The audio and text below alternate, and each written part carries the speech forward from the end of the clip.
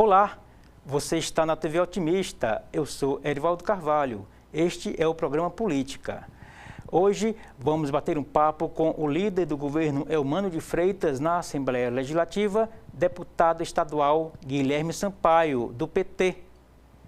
O que esperar da segunda metade da gestão Eumano de Freitas? Como está a correlação de forças políticas no Legislativo Estadual? Quais os principais projetos e bandeiras do deputado Guilherme Sampaio? Ainda, os planos do entrevistado para as eleições de 2026. Estas e outras questões a partir de agora no programa Política.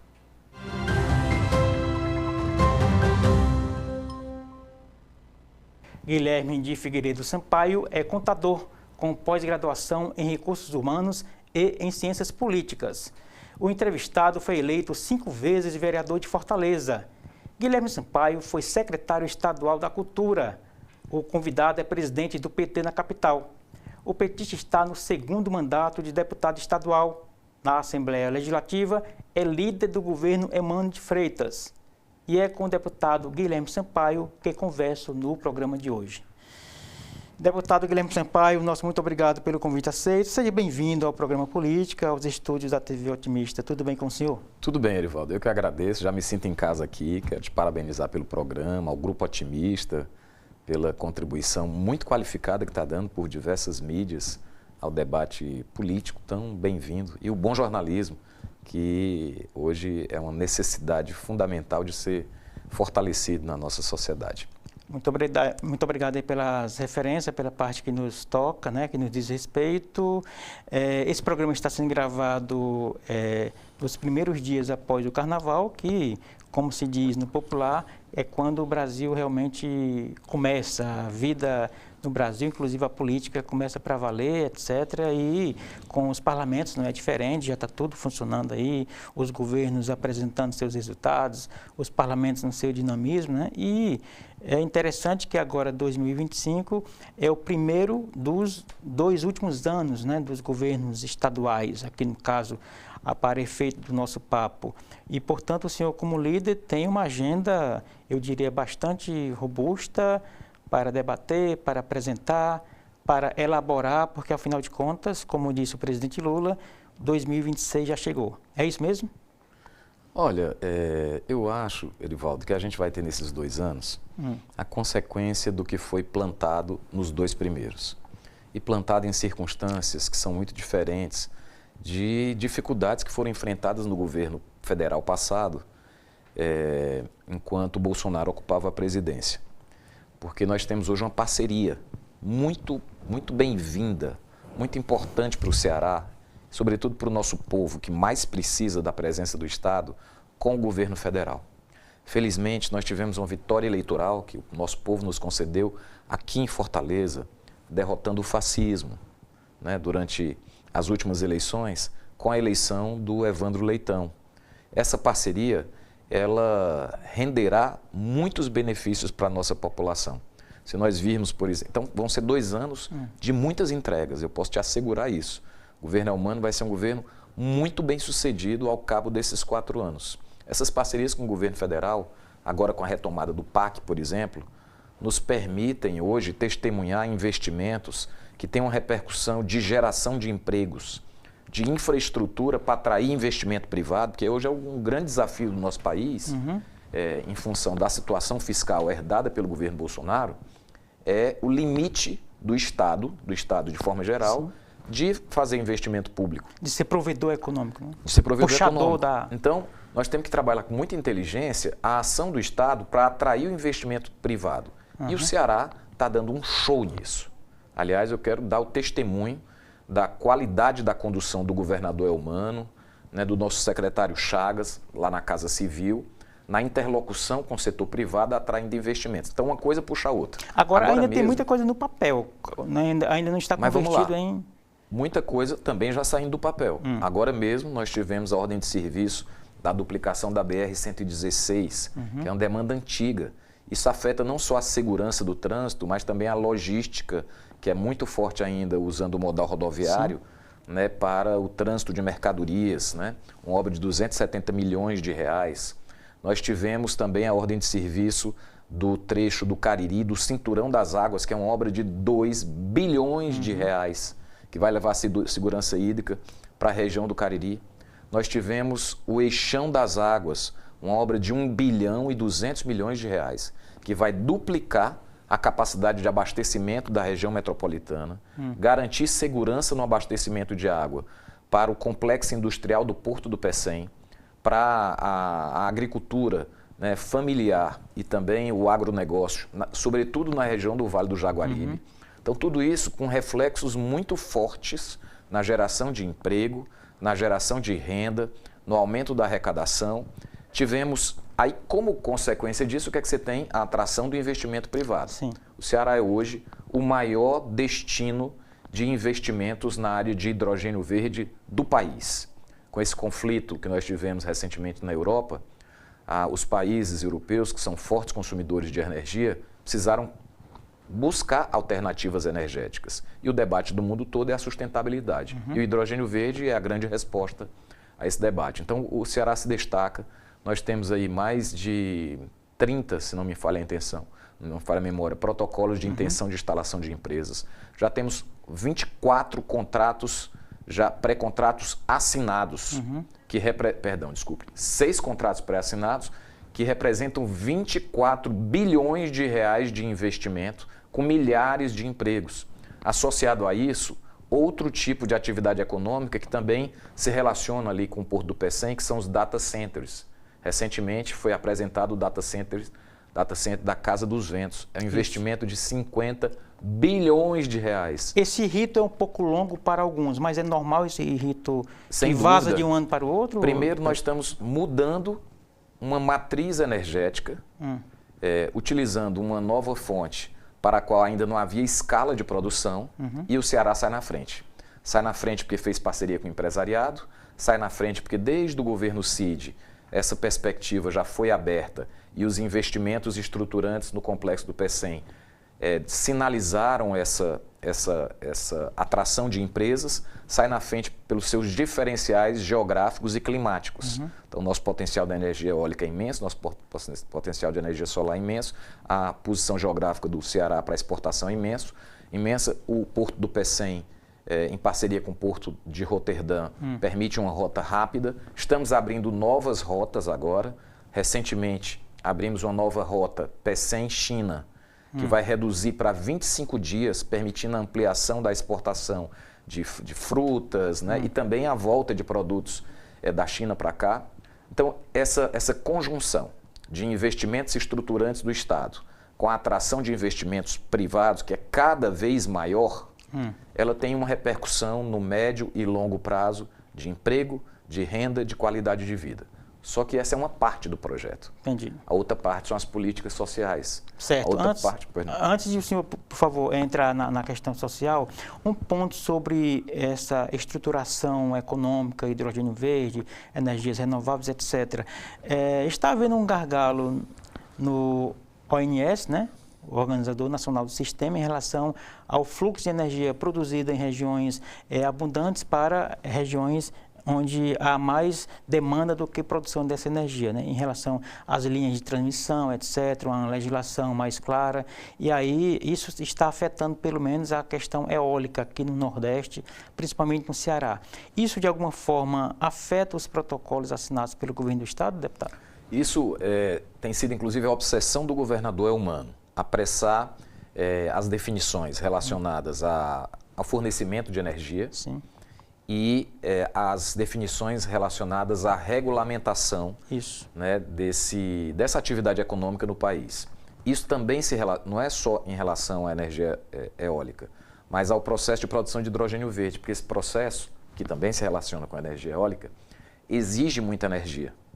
E para a energia chegar lá, é preciso que haja uma infraestrutura, uma rede de transmissão. Então essa tem sido a obsessão do governador Elmano. Ainda assim, não há estado no Brasil que se compare com o Ceará no caminho já percorrido até aqui. Entendi. Então, nós temos percebido claramente a segurança que os empresários sentem em todas as pautas, quer seja no investimento em educação associada a essa nova necessidade que a cadeia econômica do hidrogênio verde vai produzir, Sim. quer seja no que diz respeito à própria infraestrutura. Vamos lembrar de outro aspecto, relacionado ainda à matriz energética de combustíveis fósseis. Foi inaugurada agora, foi lançada a pedra fundamental do parque de tancagem do Pecém. Isso. Aquela área aqui do parque de tancagem próximo à Lubinó será transferida para o parque de tancagem do Pecém. Isso também tem o efeito de atração de outras empresas. O parque de tancagem da Lubinó, ele atendia apenas uma empresa. O parque de tancagem do Pecém vai permitir expandir a relação com outras empresas, dar mais competitividade. São 430 milhões de reais investidos agora nessa primeira fase, com uma empresa chamada Equador, se não me falha a memória, Tislub Equador, uma coisa assim. Isso. Né? Então, veja bem, o Ceará desponta como um estado cujo governo tem competência de avançar nas políticas sociais muito fortemente e de criar uma infraestrutura e um diálogo com a iniciativa privada capaz de atrair esses investimentos que são fundamentais para gerar emprego e renda. No entanto, nós vivemos ainda num país que durante séculos foi muito desigual. É muito desigual. E o próprio Ceará é tecnicamente pobre. Extremamente desigual ainda, claro. Na participação demográfica em relação ao PIB, né? Nós temos, sem dúvida, em média aqui, grosso modo, 4% da população nacional e 2,2% do PIB. Então, assim, a gente tem que crescer de uma forma contínua para fazer esse equilíbrio aí. É mais ou menos assim, né? Exatamente. Porque isso é uma construção, é uma consequência de como se deu a concentração de investimento no país, na região sudeste, na região sul, secularmente. Exatamente. Né? Mas o senhor estava indo falar das entregas do governo humano na área social, quando a gente voltou um pouquinho. Agora o senhor retoma. Então, associada a essa perspectiva de fomento ao desenvolvimento econômico, nós temos as políticas sociais. Então, o Ceará hoje tem a melhor educação do país. Primeiro lugar do IDEB do ensino fundamental. Terceiro lugar do IDEB do ensino médio. O maior número de redações com notas acima de 950 no Enem. Mais de 22 mil alunos aprovados em universidades nesse último ano de 2024. O ITA vindo para cá no campus. E muitos desses alunos vindos da rede pública cursando medicina nas melhores universidades do Ceará e do país. Então você tem aluno de medicina agora na USP que sai de uma escola pública aqui de Maranguape. Entre outros exemplos, né? Quem é que pensava isso 20 anos atrás, quando eu comecei meu primeiro mandato de vereador em Fortaleza? Até 2026, Erivaldo, inclusive ontem nós votamos um projeto na Assembleia Legislativa de seleção de novos profissionais de engenharia para a SOP, e já tem um concurso também em andamento. Até 2026 nós vamos realizar obras em mais de 100 escolas, para que a gente tenha 100% das escolas de ensino médio do país em tempo integral. Hoje nós já temos 75%. Sabe qual era a meta do Plano Estadual de Educação? 25%. Em 2023 a gente tinha 44%, hoje tem 75%. No próximo ano vamos chegar a 100%. O Ceará foi o primeiro estado do país a superar a meta de alfabetização na idade certa. Já estamos em 85%, nós queremos chegar a 100% brevemente. Então, tudo isso cria uma perspectiva de emancipação da nossa população muito forte. Mas há necessidade de proteção social. E aí nós temos a população em extrema pobreza, com os investimentos feitos no governo do governador Elmano, reduzindo em 40% com o programa Ceará Sem Fome. Vamos chegar a 1.500 cozinhas do Ceará Sem Fome esse ano, oferecendo 150 mil refeições diárias a famílias que estão em situação de extrema pobreza ainda. Não duvide o Ceará ser o primeiro estado do Brasil a extinguir a extrema pobreza. Fora isso, cartão Ceará Sem Fome. 53 mil famílias que recebem R$300 ainda nessa situação de extrema pobreza. Aí você pode me perguntar, que é a pergunta que sempre se faz. Ok, mas aí o Estado vai sempre continuar dando um prato de comida? O Ceará Sem Fome, muito bem coordenado pela primeira-dama, Lia de Freitas, já começou no ano passado a estratégia relacionada à formação para o mercado de trabalho e à emancipação dessas famílias. A cozinha é só uma forma de chegar lá, de chegar perto das pessoas, de se relacionar com elas e de matar a fome nesse momento emergencial. Agora, deputado, o Bolsa Família, que já virou aí para 2 décadas de existência, portanto, aí estamos falando de mais de uma geração inteira nesse programa, né? Se falava no início, a gente lembra muito bem, das chamadas janelas de oportunidade, porta de saída, etc., em que você dava apoio aqui a uma família para dali deixar de ter dependência com a assistência social, nesse tipo de transferência de renda. O balanço que se faz hoje do Bolsa Família é de que uma geração gerou outra e essa geração seguinte meio que ainda está dentro desse processo, nesse guarda-chuva do governo. A gente não corre o risco de isso se repetir, se replicar aqui no caso do Ceará Sem Fome? Eu teria 2 observações sobre isso. Aliás, excelente pergunta. Eu acho que esse balanço ele é muito superficial, certo? O Bolsa Família é hoje considerado o maior sucesso mundial de distribuição de renda num país com as características... Mas para emancipar também? Vou já chegar aí. Pois não. É o maior sucesso, né? Tem uma referência fora do Brasil. Organizações internacionais, pela ONU, etc. O Lula viaja o mundo todo explicando sobre como esse programa se dá no país e de uma forma extremamente tecnológica, as pessoas estão bancarizadas com cartão, etc, etc. Bom, aí alguns dizem assim, não, mas isso aí não está acabando a pobreza. A pobreza e a desigualdade no Brasil, elas são uma questão estrutural. O Brasil é uma economia dependente ainda do centro econômico internacional, né, que hoje, obviamente, compete com a China, mas que continuam sendo os Estados Unidos. Sim. Então, as questões relacionadas à pobreza e à desigualdade, elas são estruturais na nossa economia. Elas também são próprias da formação cultural da nossa sociedade. Nós temos uma elite aqui muito mal acostumada, uma elite com muitos privilégios, uma elite mesquinha, e isso agrava essa estrutura de desigualdade. Então, não é a existência do Bolsa Família que dificulta uma progressão maior dessa emancipação. O que dificulta uma progressão maior dessa emancipação é essa estrutura que é secular e que nós vamos superando pouco a pouco. Agora, além disso, as famílias que frequentam o Bolsa, você só pode dizer que o Bolsa Família não contribui para a emancipação se você imaginar o que seria o Brasil sem o Bolsa Família para essas famílias. Isso seria uma tragédia. Sem um programa que garante que o menino tem que estar na escola para ir para a família receber o Bolsa Família, né? Tem que estar minimamente alimentado, porque isso interfere também na capacidade de aprendizagem.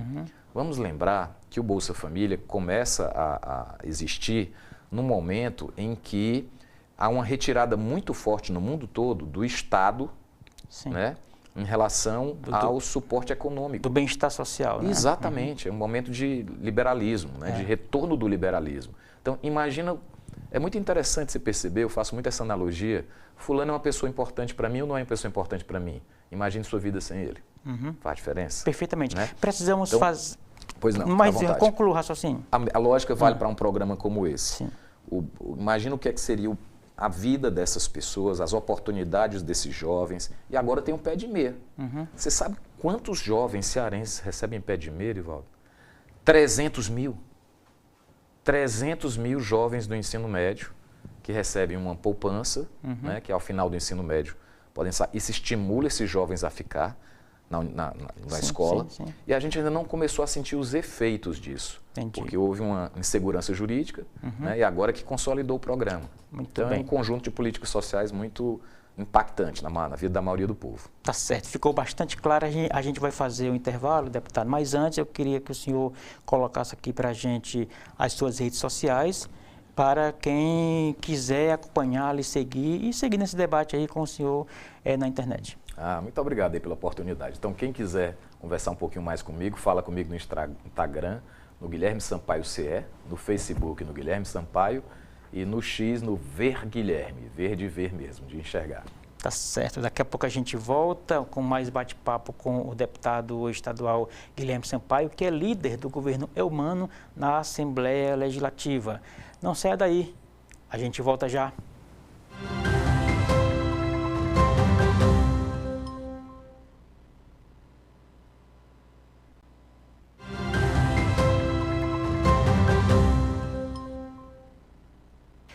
Estamos de volta para o segundo bloco do programa Política de hoje. Você está na TV Otimista, eu sou Erivaldo Carvalho e a gente recebe Guilherme Sampaio. Ele é deputado estadual, é líder do governo Eumano na Assembleia Legislativa, é presidente do PT de Fortaleza. Daqui a pouquinho vamos falar sobre política, vamos olhar para 2026, mas aqui vamos focar um pouco na liderança do governo na Assembleia. Mas antes, deputado, para quem não anotou da primeira vez, como é que faz para lhe seguir nas redes sociais? Então, se você quer interagir com o nosso mandato nas redes sociais, no Instagram, Guilherme Sampaio CE, no Facebook, Guilherme Sampaio, e no X, @verguilherme. Mande sua mensagem lá e a gente vai conversar um pouquinho mais. Tá certo. Ô, deputado, antes de a gente começar a gravar, a gente conversava aqui nos bastidores sobre a facilidade de ser líder numa casa em que há uma bancada larga aí dos 46 deputados, você tem uns 35 por aí assim, que são aliados de primeira hora do governador, depois vieram outros, etc. Como é que está a dinâmica lá na casa? Como é que está a correlação de forças? Olha, claro que isso ajuda a ter uma base. Isso faz parte da competência política para governar. No sistema político nosso, é necessário ter maioria no parlamento para realizar o seu programa de governo. Você não realiza o que você prometeu para a população se você não tiver base no parlamento. Porque o parlamento é matemática, é voto, né? Não é? Então, eu posso fazer uma campanha linda, prometer muita coisa que a população espera. Se eu não tiver maioria no parlamento para dar sustentação, eu não vou entregar. Né?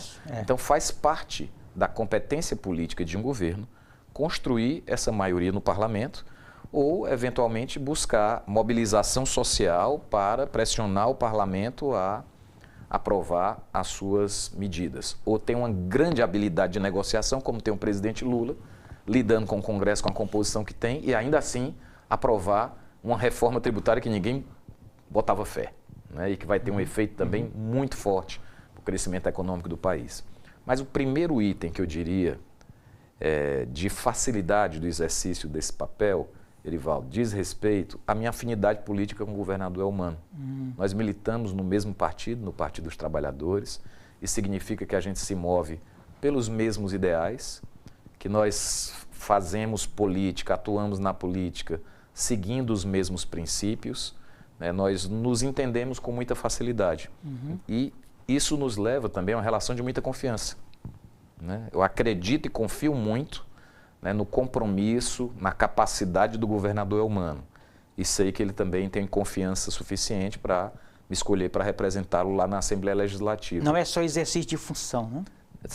Exatamente. Então, assim, quando você tem esse tipo de afinidade política, que você não precisa nem conversar, às vezes, sobre determinado assunto para saber mais ou menos o que é que o outro pensa, as coisas ficam mais fáceis, porque tem coerência, você está fazendo o que você acredita.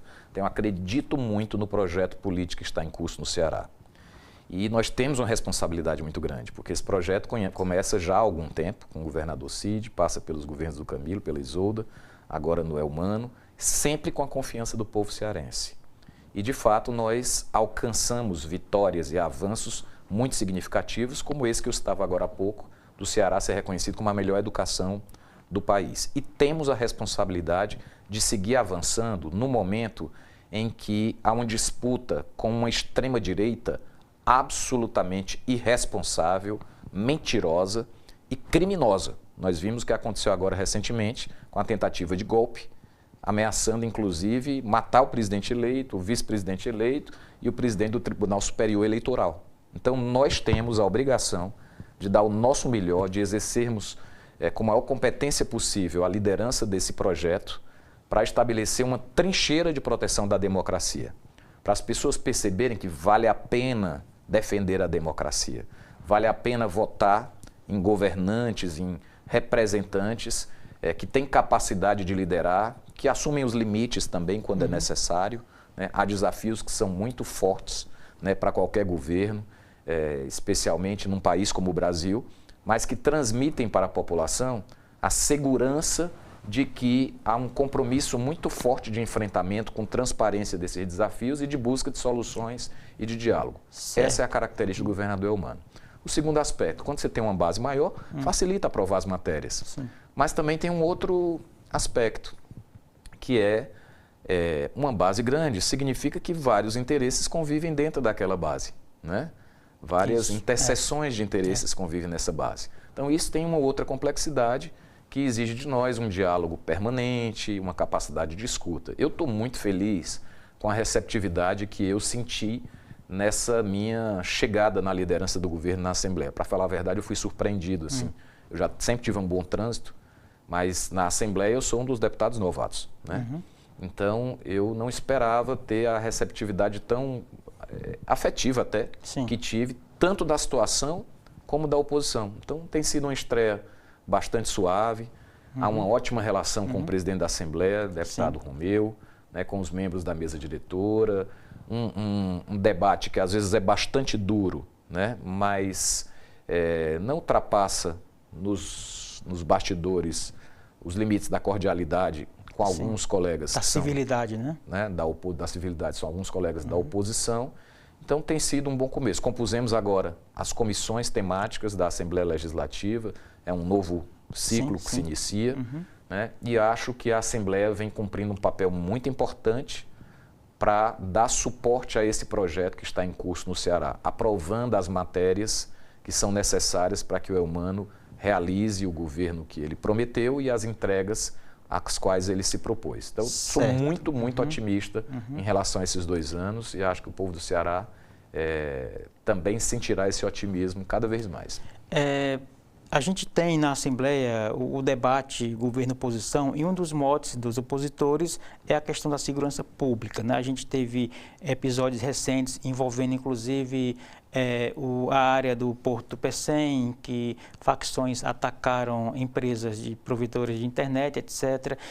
Eu queria saber se esse debate, em que momento ele entra na agenda do governador, que montou um grupo, etc., e como que isso na Assembleia pode, digamos assim, contaminar a opinião pública diante de um governo que tem demonstrado resultados abaixo do esperado em relação à segurança pública, deputado? Olha, em primeiro lugar, esse debate é altamente legítimo, necessário.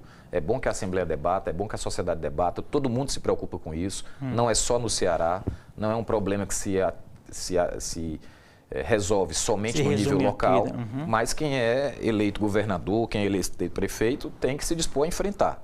Eu quero dar uma opinião, sem nenhum demérito de todos os governadores que antecederam o governador Eumano. O governador Eumano tem dedicado uma atenção e enfrentado esse tema com uma firmeza que são exemplares. Esse programa Ceará contra o Crime, que foi lançado já no ano passado, e começa a apresentar seus resultados agora, na minha opinião, cada vez mais vai poder apresentar resultados positivos. Felizmente, nós já começamos a vê-los. Agora no Carnaval, por exemplo? Agora no Carnaval tivemos uma redução né, da criminalidade. No mês de fevereiro tivemos 20% a menos de homicídios do que o ano passado. No mês de janeiro também tivemos, se não me falha a memória, cerca de 6% a menos de homicídios. Agora, também em fevereiro, hoje eu recebi a estatística, uma redução muito significativa, maior que 20%, se não me engano 29% dos roubos. No último semestre do ano passado, essa tendência de redução também já estava sendo medida. Então, isso significa, claro, isso é um tema muito delicado, não é para a gente estar comemorando qualquer redução num mês ou no outro, mas significa que nós estamos numa tendência de melhoria desses indicadores. E a população precisa se sentir cada vez mais segura, tranquila. Então, a gente tem que debater isso mesmo. Ao lado dessas medidas usuais, que é compra de armamento, viatura, o governo convocou mais de 6 mil profissionais de segurança no ano passado e vai fazer mais concurso ainda esses 2 anos. Há programas novos que são muito importantes de serem enfatizados. Aquele programa Meu Celular, você não sabe a alegria que dá para alguém que teve o celular furtado ou roubado. Foram mais de 5 mil já devolvidos para a população. Uma coisa simples, você cadastra no aplicativo, cadastra no sistema, e se por acaso você é furtado, quem comprou aquele aparelho desavisadamente recebe uma mensagem da polícia dizendo, você tem que devolver, senão não vão buscar. Mais de 5 mil devolveram. Ano passado foi lançado também um programa Moto Segura. Nós começamos com os profissionais de aplicativos, quem trabalha com moto. Também outra coisa simples, você introduz instala um rastreador, né? E isso facilita, no caso de furto de moto. Eu dou esses dois exemplos, porque são duas coisas que incomodam muito o nosso povo. Incomodam demais. Furto de celular, roubo de moto. Né? Muitas vezes a gente vê um índice elevado de homicídios e isso nos preocupa muito e isso deve ser enfrentado. E o governador Elmano tem sido categórico, nenhuma tolerância no enfrentamento ao crime organizado. Agora, nosso propósito é derrotar o crime organizado no Ceará. Agora, pergunta... só fazendo a ponte com a sua pergunta. Vai lá. Este debate é legítimo e necessário, certo? Agora, fazer esse debate com mentira, fazendo propaganda de facção, como eu vi, na minha opinião, o Wagner faz propaganda de facção na internet hoje. Ontem mesmo eu vi uma postagem dele, que era facção online. O título da postagem, se referindo a esses ataques às redes de internet, facção online. E organizando motim, me desculpe, isso é jogar a favor do crime. E eu lamento muito ver pessoas que até pouco tempo atrás militavam no campo democrático se associando a essas práticas fascistas, bolsonaristas, como é o caso do ex-prefeito de Fortaleza, Roberto Cláudio. O senhor está dizendo que para a oposição, quanto pior, melhor? É mais ou menos por aí, não? É isso que a gente vê todo dia em parte do discurso da oposição na Assembleia. Eu não vou generalizar, mas aqueles que ecoam o discurso da extrema-direita, lamentavelmente, é propaganda de facção. Aquela piada daquele vídeo gravado em família, uma novelinha tosca pelo ex-deputado Capitão Wagner, falando explorando uma tragédia de uma família que teve uma moça morta. Isso não é ajudar o combate à violência. Ajudar o combate à violência é aprovar o sistema de metas de redução de crimes que nós aprovamos semana passada, enviado pelo governador Elmano. Voltando aos ataques, né? A provedores de internet lá no PCN, deputado. Então, a reação do governador tem sido sempre muito rápida. E quando há esse tipo de ataque, amigo, pode ter certeza porque o governo e a polícia estão agindo. Só tem esse tipo de reação quando a polícia e as forças de segurança estão começando a incomodar as organizações criminosas. Então, o governador imediatamente chamou os gestores das forças de segurança, montou um grupo de trabalho, uma equipe de investigação específica que vai dar resposta a essas questões. Esse tipo de episódio, deputado, desculpa, de alguma forma entra no radar do governo em relação à eventual preocupação sobre susto que um potencial investidor possa ter em trazer seu capital para cá, seu empreendimento, sabendo que aqui empresas de internet e outras estruturas são atacadas por facções criminosas. Isso está na ordem do dia, na discussão dentro do governo? Erivaldo, na realidade, esses grandes investidores, eles não são... Claro que isso é uma preocupação cotidiana da política de segurança do governo, mas os grandes investidores, eles não são movidos por essa exploração mesquinha, mentirosa de fake news, de oposição de extrema-direita na internet.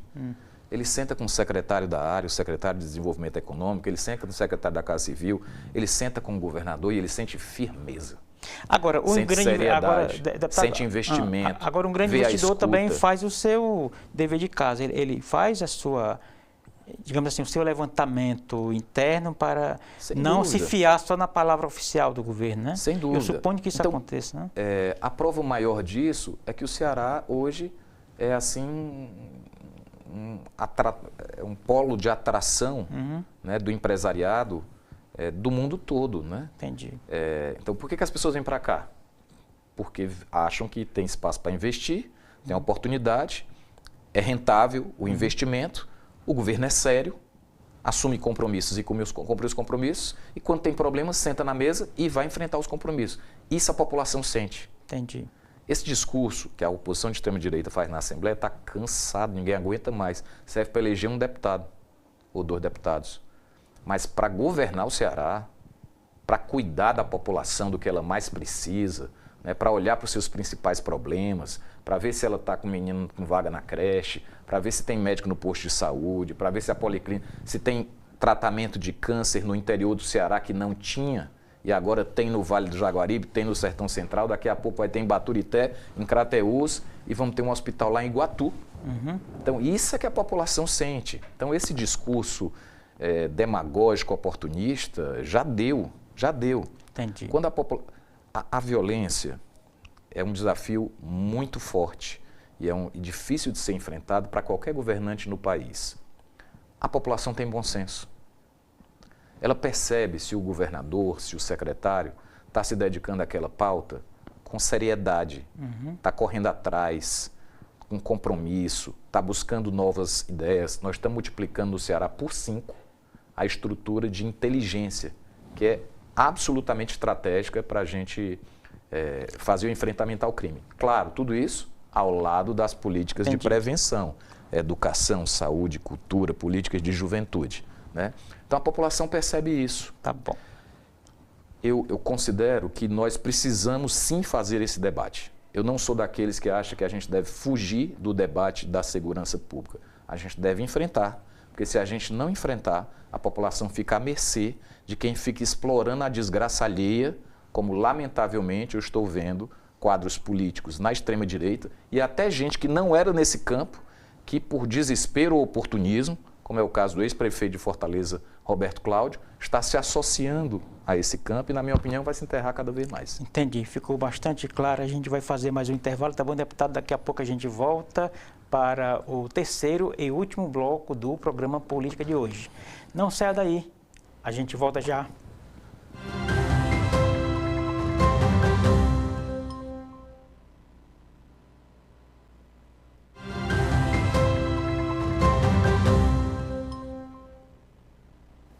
Estamos de volta para o terceiro e último bloco do programa Política de hoje.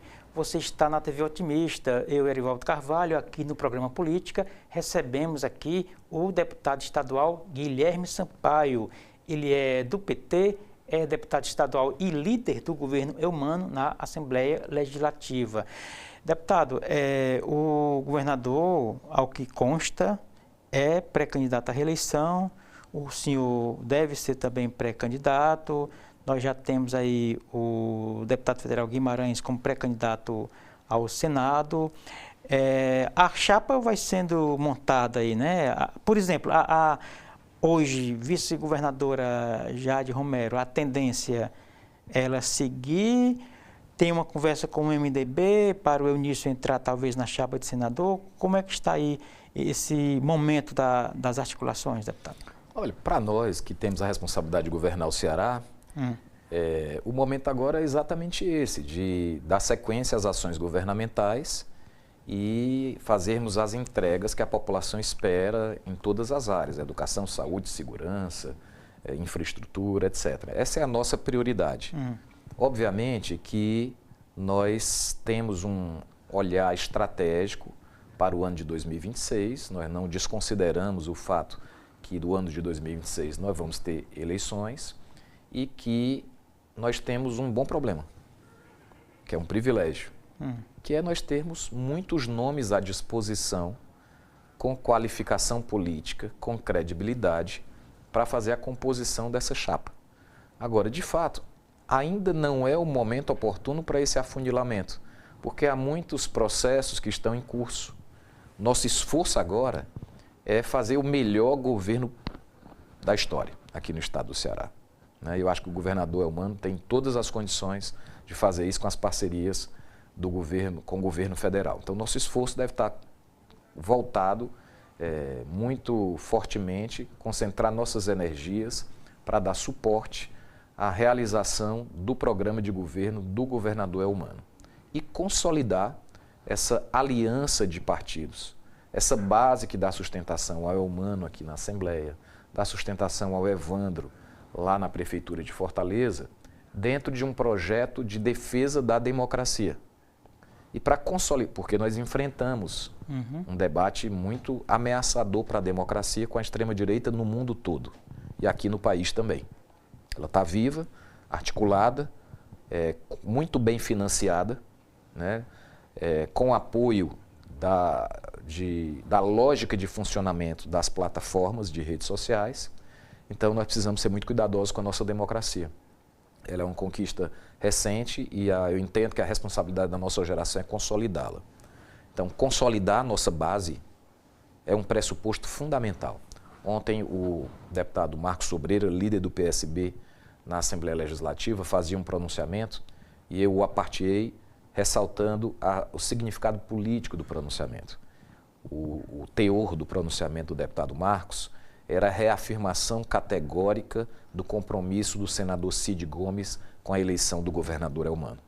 E eu ressaltei a importância dessa fala porque esse projeto político começa lá atrás com o Cid. Há quem diga que há muito ruído, né, entre o grupo liderado pelo Cid, senador Cid, e outros subgrupos que orbitam ali o palácio da abolição, né? Eu acho que isso vem muito mais de gente com algum interesse, ou por ser oposição, ou por disputar espaços, do que da vida real. O Cid tem sido categórico, e se tem uma coisa que a gente pode reconhecer, entre outras muitas qualidades do senador Cid, é que ele é muito franco, né, nas suas declarações de intenção política. Ele faz isso em público, ele faz isso no privado, e ontem essa era a fala do deputado Marcos Sobreira. Essa aliança é um patrimônio para o Ceará, Erivaldo, e é um patrimônio para o Brasil, porque o Nordeste foi muito importante na vitória do Lula e na vitória da democracia. Então nós temos um Estado com o simbolismo político que tem o Ceará, com muitas lideranças de expressão nacional. Uma aliança dessa dimensão, dando sustentação ao governo do governador Elmano, é algo que nós temos que tratar com muito zelo, com muita importância. E felizmente nós temos muitos quadros nos diversos partidos da aliança à disposição, já com experiência, já testado nas urnas, né, que já passaram por eleições majoritárias, ou não passaram, mas tem potencial para isso, à disposição para a composição dessa chapa. Como nós estamos muito longe do período eleitoral... É o longe de perto, né? Assim, longe do timing da decisão. Isso, né? Uma vez eu fiz uma consulta a um frei. Eu estava vivendo um determinado momento, fui pedir um conselho.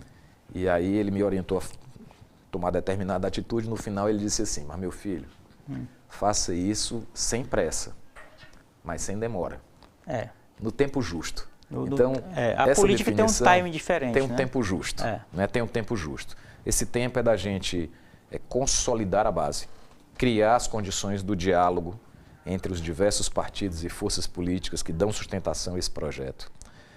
Darmos segurança e apoio político às realizações que estão em curso, para que se cumpra integralmente o programa de governo do governador Elmano. E em 2026, naturalmente, essas definições vão se canalizando. Entendi. Eu não tenho dúvidas de que nós teremos aqui uma chapa muito forte para reeleger o governador Elmano e disputar as 2 vagas do Senado. E eu espero que o senador Cid Gomes, inclusive, até reconsidere a condição de ser candidato ao Senado, porque ele é um quadro muito importante para o Senado da República. Muito bem. O deputado, a gente falou aqui muito das bandeiras, dos contextos, né, dos projetos, né? Falando um pouco mais do senhor, a gente escuta que o líder de governo tem pouco tempo na agenda para cuidar dos próprios projetos, das próprias bandeiras, né? No caso do senhor, como é que estão aí essas iniciativas legislativas? Quais os pontos que a gente poderia destacar do mandato de Guilherme Sampaio? Olha, é verdade, a liderança do governo ela concorre muito com a pauta do mandato, mas na medida do possível a gente faz essa conciliação e até aproveita os espaços de interlocução abertos pela liderança para tratar das nossas pautas do mandato. Você sabe que eu milito na área de educação há muito tempo, então eu tenho atuado muito na negociação das condições de trabalho e valorização dos professores e professoras do Ceará. Na mesa de negociação, nós fechamos etc. agora com os servidores e com os... Eu tive a oportunidade de colaborar com essas negociações, um acordo do reajuste dos professores, do reajuste dos servidores, e o Ceará tem, de novo, a melhor carreira do Brasil para o magistério. Então, eu tenho muito orgulho de falar isso, pela contribuição que eu pude dar, o sindicato APIOC da categoria é quem reconhece isso, e pela sensibilidade e confiança do governador Elmano. Então, eu sigo sempre acompanhando essa pauta. E também das nossas universidades. Ano passado, nós tivemos um movimento, eu também, mais uma vez, atuei na mediação, conquistamos avanços significativos de valorização dos professores. Essa é a pauta dos profissionais, mas tem a pauta da política. Então, eu estou muito empenhado em acompanhar a universalização do tempo integral aqui do estado do Ceará. Nós devemos ser o primeiro estado do país a alcançar essa meta, e isso vai ter repercussões muito fortes em termos de quantidade de pessoas que entram na universidade, em termos de melhoria do acesso ao mercado de trabalho, consequentemente da produtividade. É uma pauta que sempre faz parte. Mas eu quero destacar uma outra que, ao longo dos últimos anos, vem me despertando a atenção, e isso suscitou, inclusive, um projeto de pesquisa desenvolvido atualmente pela Secretaria do Trabalho, pelo programa Cientista-Chefe, e que eu tive a oportunidade de colaborar, que é a economia do cuidado. Então, nós estamos desenvolvendo, o governo do Estado está desenvolvendo, na Secretaria do Trabalho, uma pesquisa sobre o trabalho de cuidado.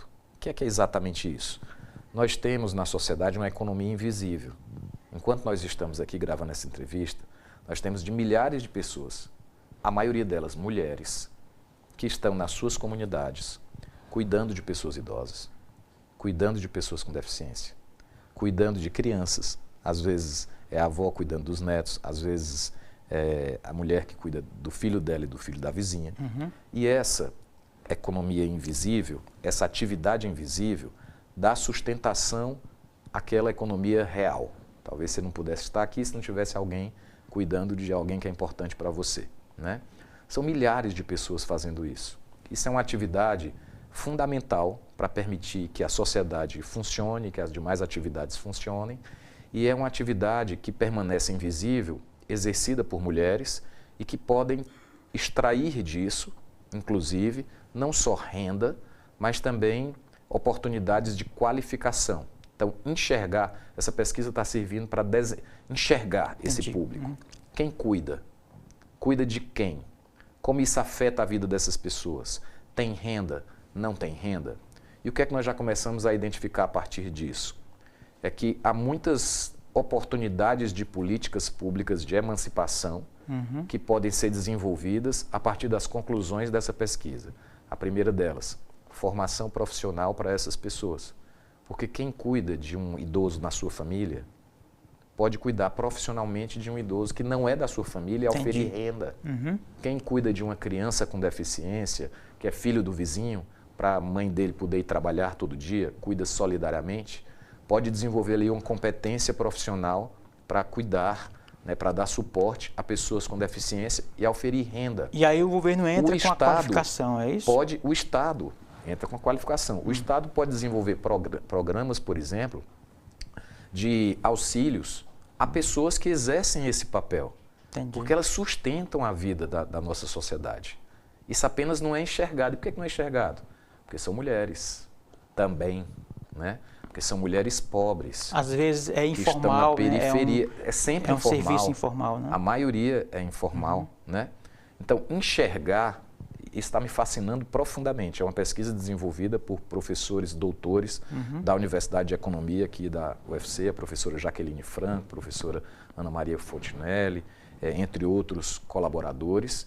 E há um registro com entrevistas com essas pessoas, reuniões, visitas, né? Estagiários vão visitar, entrevistar as pessoas, saber como se dá essa atividade. E esse é um piloto que se pretende expandir para outros municípios do Ceará em termos de pesquisa para suscitar políticas públicas nessa área. Políticas de emancipação, de geração de emprego, de associativismo. Né? Podem surgir aí startups de serviços, empresas, né, cooperativas, prestadoras de serviços na área do trabalho e de cuidado, né, que vão gerar emprego e gerar renda para milhares de pessoas, ou para milhões de pessoas. Eu repito, enquanto nós estamos aqui, milhões de pessoas estão nas suas casas, cuidando dos idosos, da família ou de vizinhos, de pessoas com deficiência, né, cuidando do filho do filho da filha, sim, sim, ou do filho da vizinha, né? Então, isso é uma atividade, né, que se faz por laços de solidariedade, por laços afetivos, por laços familiares, mas é uma atividade econômica, né? E que dá sustentação a essa economia que a gente vê. Então, se ela dá sustentação a essa economia que a gente vê, é algo muito potente, né? Pode ser algo muito mais promissor em termos de oportunidades para essas pessoas e também de desenvolvimento econômico para a sociedade como um todo. Então é uma bandeira que eu estou aí começando a levantar com mais, é o trabalho de cuidado. Muito bacana, viu? Muito mesmo. Estamos realmente, de verdade, chegando à reta final. Eu gostaria só de rapidamente o senhor nos dizer aqui como que está o PT em Fortaleza, presidido pelo senhor, e aí o senhor já emenda e faz as considerações finais. Perfeito. Eu estou me aproximando do final do meu mandato, foram 5 anos como presidente do PT. Já? 5 anos como presidente do PT. Me parecia Fortaleza. menos tempo. E eu tenho alguns orgulhos desse processo. Primeiro, nós fizemos no ano passado o maior processo de participação democrática da história do partido, na escolha do candidato a prefeito. Mais de 6 mil pessoas participaram, organizado de forma cooperativa entre todas as correntes políticas do PT. Ao longo desses 5 anos, Erivaldo, você não vai acreditar no que eu vou lhe falar, mas eu sempre faço isso nas reuniões da nossa executiva. Você conhece o PT, né? A nossa dinâmica de debate interno, de boa tradição, de divergências que se transformam em sínteses. Ao longo desses 5 anos, na executiva do partido, que eu tenho a honra de presidir, nós não tivemos uma decisão que não fosse consensual. Ou que, pelo menos, tivesse pelo menos uma abstenção. Entendi. Uma. Então, eu considero isso uma vitória política muito forte da maturidade das lideranças do partido. Não é minha. É de quem compõe a executiva, de buscar a unidade do PT. Não é à toa que o PT duplicou sua bancada na Câmara e elegeu o prefeito de Fortaleza. Não é à toa que ele teve a maturidade de fazer alianças necessárias para derrotar o fascismo aqui na Prefeitura de Fortaleza, né? Então, eu estou encerrando esse ciclo e nós vamos dialogar internamente. Eu entendo que é muito importante essa unidade ser mantida para dar sustentação ao governo do Evandro aqui em Fortaleza, assim como no âmbito estadual também para dar sustentação ao projeto liderado pelo governador Eumano. Muito bem, as suas rápidas despedidas, querendo, o deputado, o senhor pode repetir a sua rede social. Bom, muito obrigado ao Grupo Otimista, parabéns aí pelo bom jornalismo. E se você quiser nos acompanhar no Instagram, Guilherme Sampaio CE, no Facebook Guilherme Sampaio e no X Ver Guilherme. Um abraço. Muito bem, muito obrigado, deputado, parabéns pela jornada, boa sorte na caminhada, tá bom? Obrigado. A gente se fala. E assim a gente chegou ao final da edição de hoje do programa Política. A todos o nosso muito obrigado pela companhia. Até o nosso próximo encontro. Forte abraço.